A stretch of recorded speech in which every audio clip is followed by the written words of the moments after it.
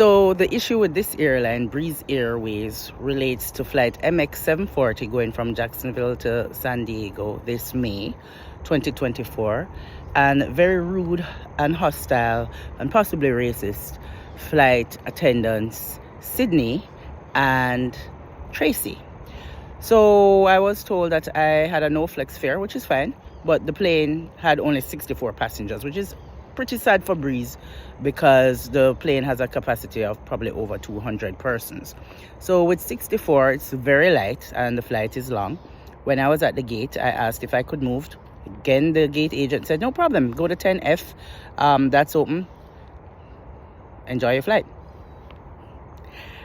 I go on a plane and Sydney was very unfriendly on the approach. Caucasian lady. I don't really like using that word for these individuals, but she was female. And basically, I told her that I'd be going to 10F.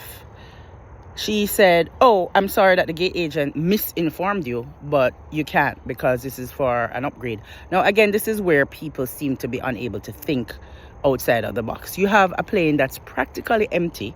Once you take off, that's a sunk cost. You're not recovering that money. Then you also have somebody in a Breeze Airways uniform at the gate giving me information that you should uphold on the flight, even if there is a discrepancy. That doesn't affect me, the passenger. So I tried to explain that. And then Tracy, this is an older Caucasian lady who seems to be thinking she's Where's the Beef lifeguard. She inserted herself into the situation. Is there a problem here? And continued to bully me for the 5 hours to San Diego. First by insisting that I show my boarding pass when I did go to the seat that I was assigned.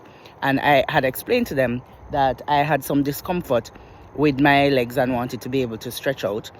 When I was at the row for my seat, Tracy told me I need to show her the boarding pass.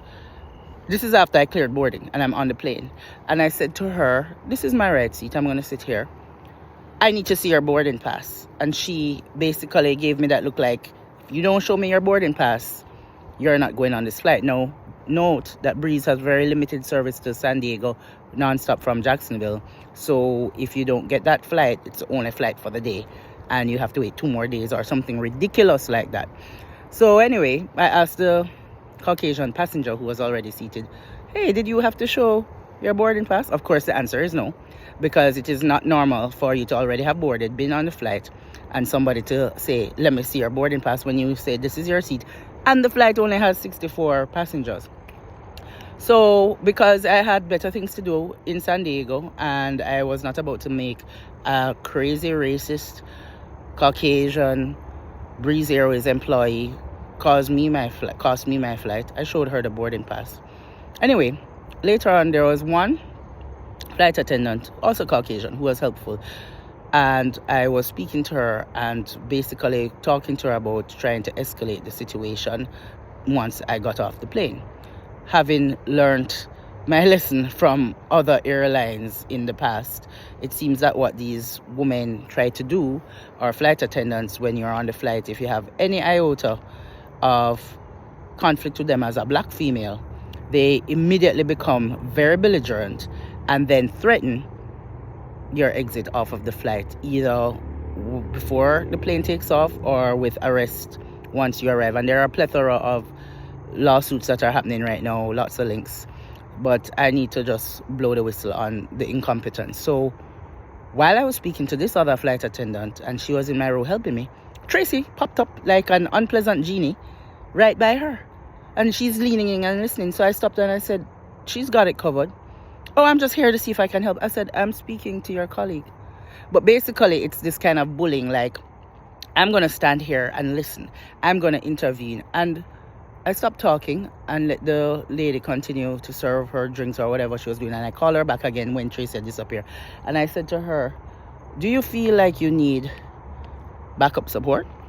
Am I a threat? Because I'm actually sitting, we're in flight, and I'm talking to you in a low voice. And she said, no, I don't need this. And I didn't ask Tracy to come here.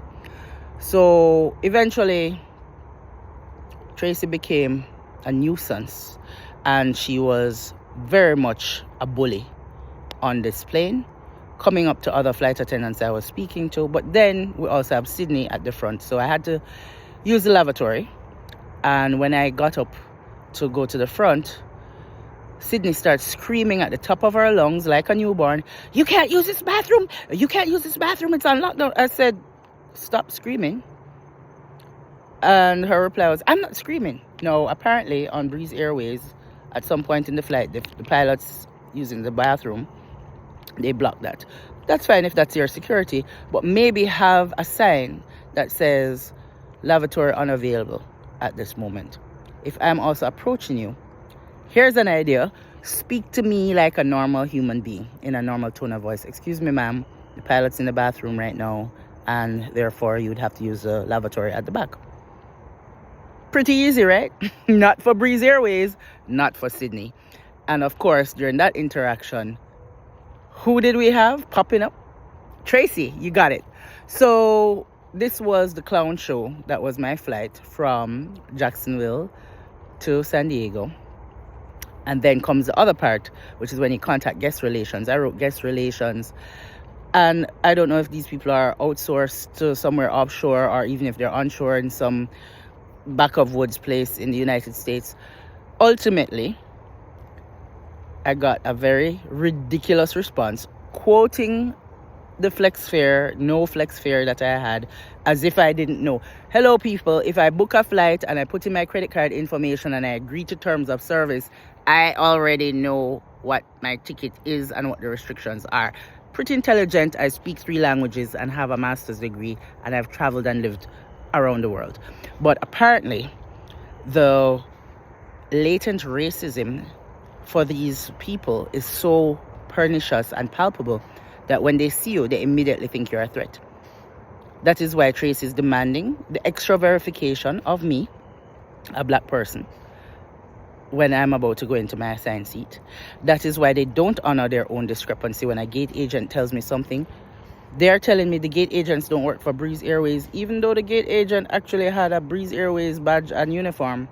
So do you have people who don't work for you wearing your uniform? And if so, that means they're a codeshare partner, which means they're acting on behalf of you at the time that they're on duty. That's not my fault. And then finally, we have the incompetence of the written word through guest relations. You cannot try somebody in their own courthouse, is what a very wise person once told me. So I'm writing all of these people. I wrote the CEO, no response, ridiculous response from guest relations, and now I'm doing a video. So Breeze Airways, you're incompetent. Tracy, Sydney, lower your voice. Maybe you need to go to unconscious bias training. Stop screaming at people. If you have the pilots using the bathroom during the flight, put up a sign or be polite. If you do not like black people or black women, maybe find another job, because everybody takes a plane now and then across the rainbow of colors of humans on planet Earth, which includes some of the routes that Breeze Airways flies. Okay? Thank you very much.